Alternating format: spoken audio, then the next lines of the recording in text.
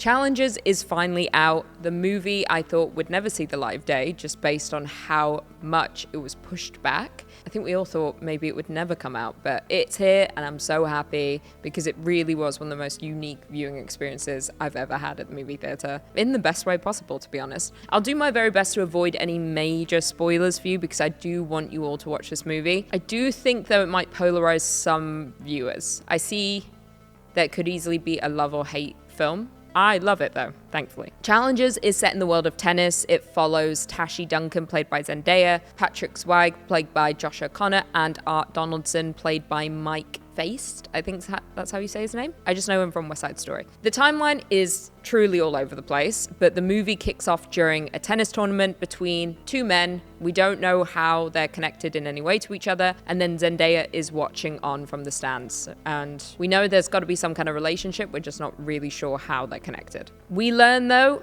quite quickly that Tashi and Art are married with kids, and Patrick is a struggling tennis player. It seems finances are his main struggle. Meanwhile, Tashi and Art have created this empire. They've got foundations, they're very wealthy, they're living in a hotel. And Art is, I think, one of the top tennis stars, but what we know at the beginning is that his career is kind of on its way down. He's not playing very well anymore. We also know Tashi had a major injury.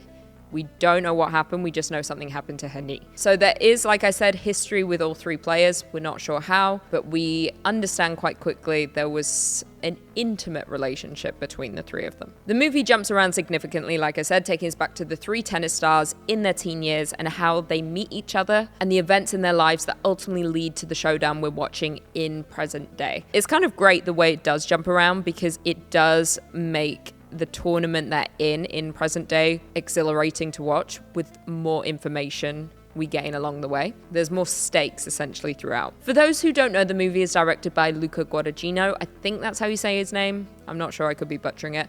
He, of course, did Call Me By Your Name, which was an excellent movie with Timothée Chalamet. There are many elements of Challengers that do resemble Call Me By Your Name, but it also feels that Luca was experimenting heavily with Challengers, with some jarring moments, some very odd moments that don't make a lot of sense, a lot of unnecessary slow-mo, some freeze frames, bizarre 80s synth throughout, but I did find it really enjoyable, even those bizarre moments. From start to finish, the movie seduces you with the themes of the movie, but also the visuals, intense close-ups of faces, sweating, appreciation towards the tennis physique with lots of shots focusing on chests and butts, but it never feels in poor taste. It is simply seducing us and luring us deeper into the fold of these three people, and it is successful. We need to ultimately understand why these two men are so besotted with Tashi and why she tosses them around mercilessly, which from my understanding is quite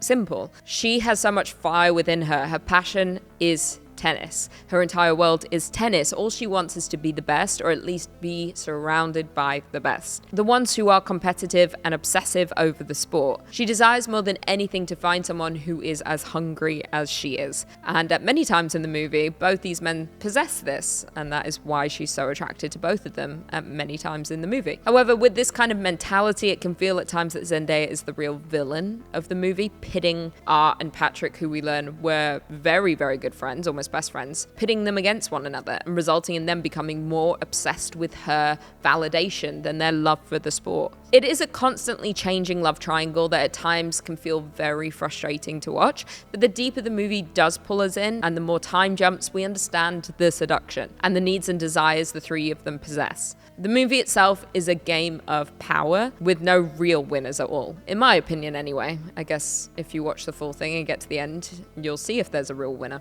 Yet from start to finish, it does feel completely intoxicating to watch unfold. As much as I loved it, the movie, of course, has its faults, like any movie would. As I mentioned before, it has many jarring shots with strange choices of music throughout. At one point, it appeared there was a random fast-moving dolly shot into the rear of Art, almost a blink and you miss it moment. But it felt so out of place, I wasn't sure of the intention. It just felt like Luca was trying to make the most unsexy moments sexy. Another scene was a slow-mo shot of Zendaya in a bizarre, tornado-like storm with synth music in the background. For the theme of the movie, it felt more like I was suddenly watching Twister or Mad Max in that moment. It was very strange. It felt very out of place. But as soapy as it might have been at times with heavy gimmicks, it was a fun sports movie with a completely hypnotic love triangle helmed by some absolutely incredible young stars. I honestly think we're going to see these three people everywhere. I mean, halfway through I did yell. Well, not yell, speak quietly because I'm respectful in a movie theater. But halfway through I was like, he played Prince Charles in The Crown, aka the guy that plays Patrick. He did. I'd recognize those ears anywhere. Just kidding. He's really hot. He was my favorite. Also, I will say the scene where the three of them first hang out in their hotel room, I was completely mesmerized by all of them, but above all, Zendaya. She is such an incredible actress, and in that moment, she seduces all of us. You absolutely need to watch this movie. It's quite simply unforgettable, and a hot take, and I know it may be controversial, but I actually preferred it to Call Me By Your Name. I actually found Call Me By Your Name quite boring. That is probably very controversial to say. I thought Timothée Chalamet was incredible, and the father was incredible.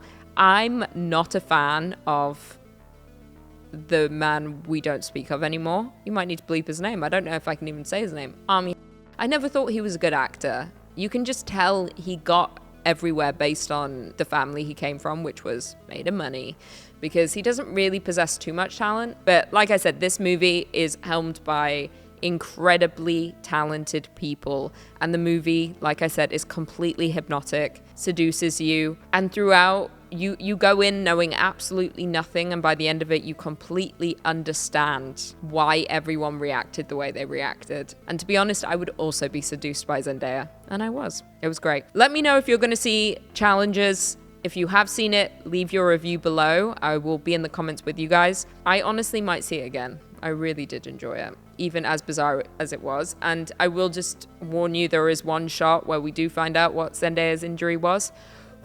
The sound in that movie when that happened, oh my God, that felt a bit too real. I didn't like that. I don't like the sound of bones or popping or tendons. I'm not here for that. But yes, truly an amazing movie. Definitely watch it. Leave me your reviews and I'll be in the comments with you guys. Thanks for tuning in. I'll see you in the next video. Okay, I am ready. Okay. The Challenges. Okay, I don't want to be like a newscaster. Challenges finally. Jesus Christ. I'm okay. Challenges is finally out. Challenges is finally out.